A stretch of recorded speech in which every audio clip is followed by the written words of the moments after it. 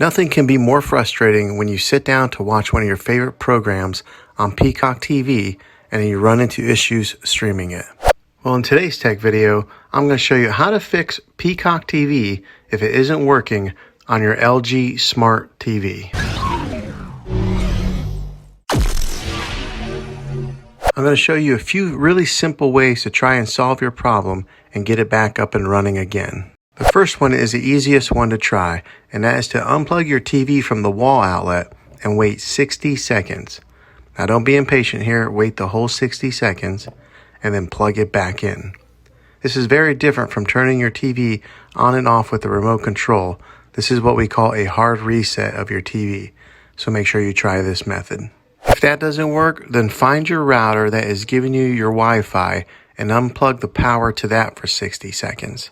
Then plug it back in. If that fixes it, great. If not, let's move on to the next method. Try deleting the Peacock TV app on your TV. Go to wherever the apps are located on your system and remove the app altogether.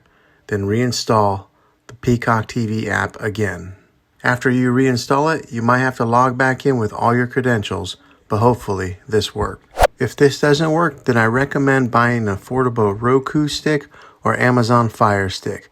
Plug that into the back of your TV and use that as your main streaming player, and you'll be able to access Peacock TV that way.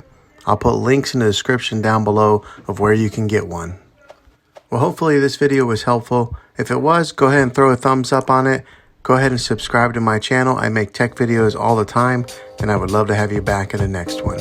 Take care.